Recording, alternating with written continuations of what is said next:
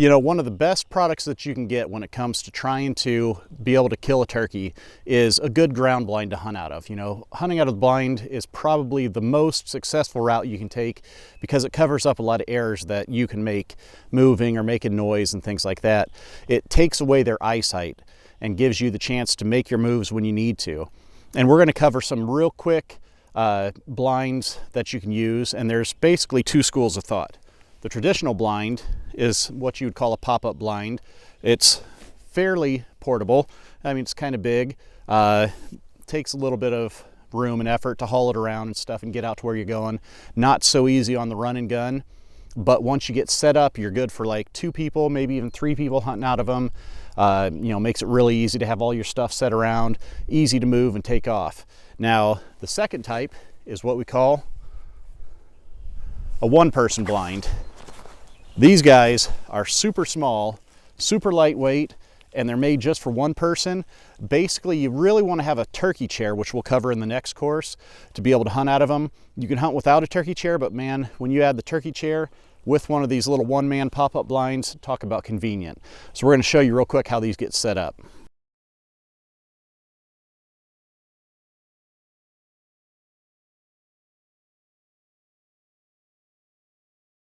So as you can see, it pops up really easy, super nice to use. You know, bring a chair with you or 2 if you're hunting 2 people in there.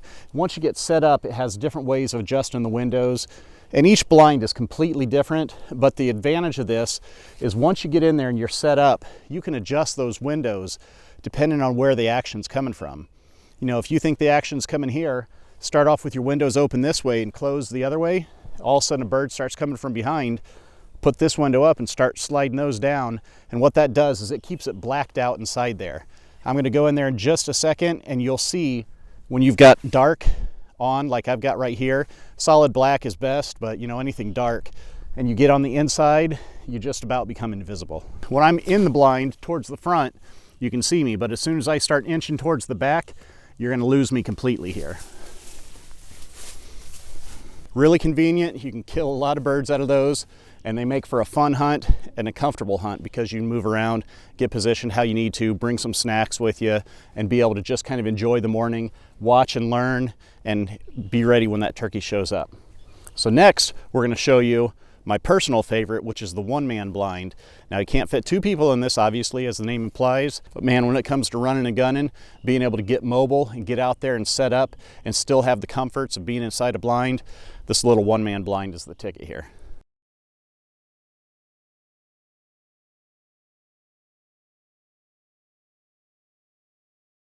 Super quick and easy. Now you'll notice the low profile, that thing is low. So what you really want to use on this one is a turkey chair, a low profile turkey chair. We're going to cover that in the next section here. But once you get inside there, it works the exact same way as the bigger blind. Windows can be adjusted for filming, shooting, however you want to use it. You know, you can't shoot a compound bow out of this, but a crossbow is perfectly fine. Obviously a shotgun. Since it's so low, you can pretty much take it anywhere. Now, even the bigger blinds, turkeys are kind of dumb when it comes to blinds. You can have those set out in the middle of the field, and a turkey will walk right up as long as they haven't been shot at out of a blind in the same field recently. Something like this, though, you can set into fence rows real easy. And again, it's a portability factor. Now I'll get set up in here. I'm going to set up the turkey chair inside, and we'll see what it looks like coming from there. Super low to the ground, right in the turkey's eye level. But it makes for an awesome hunt, man. You get those birds coming in close, you're staring at them from ground level. It's just like being out there running and gunning where you can set up against the tree, but you're covered up. You can move easily, turn around, make any adjustments you need to make, and be able to hunt comfortably when those birds are coming in. When it comes to turkey hunting blinds, all kinds of choices on the market, but the main difference is whether you're using a bigger one and the pros and cons that go with it, or if you're using one of the smaller, newer pop-up blinds. This one here is made by Alps. It's the NWTF version. Super awesome. We've got a link down below on how you can get a hold of that. Man, I highly recommend that blind. If you're going to be going out with kids though, you want to have that ability to have 2 people in there so you can be with them and guide them through it. You want to have like maybe a shooting rest, put the gun on and move it around. Those bigger blinds, man, those things are the ticket too. So I would definitely recommend having one of each. That way you've got something for both scenarios, and they're not that expensive and well worth it. So those are turkey blinds. Make sure you have one. Well, it's the second day of turkey season here in Indiana, and we've got a big cold front in. It's actually 32 degrees right now, so it does not feel like turkey season. They're not really gobbling that much, so figured I'd take a few minutes and go over just another tip that might help you guys on getting turkey. A couple quick tips that'll help. They're real simple but easy to overlook that will help when it comes to trying to actually close the deal and get the shot, are how you set up your blind. One of the first things that you want to do is when you get set up, you want to try and pick which side you think is definitely going to be your weak side. In this situation here, for example, on my right hand side, just over my right shoulder, I've got a bunch of big trees that are kind of blocking any shot that could possibly happen. So I'm going to go ahead and try and position my back side, the side that I'm least able to get turned on for a shot. I'm going to try and position that towards that big group of trees right there, because most likely I'm not going to get a shot there anyways. And then I'll go ahead and black out the windows, and that just kind of helps keep the birds from being able to see you caught between two windows as a silhouette. So I'll black out a few windows, and then I'll leave probably 2/3 of the blind open so I can still see out. Now what I do though is once a bird starts coming in, if he's coming into the right hand side, I'll start slowly closing the left hand side. Or if he comes in from the left, I'll slowly start closing the right. If he comes in from straight on, I'll just close one window on either side. So what I'm doing is basically just kind of darkening it up even more. That way I can get away with a little bit more movement if I need to get drawn back, if I need to make any adjustments or move a camera or something like that. So as the bird starts coming in, slowly start working your way in and closing windows where you can, just to darken it up even more.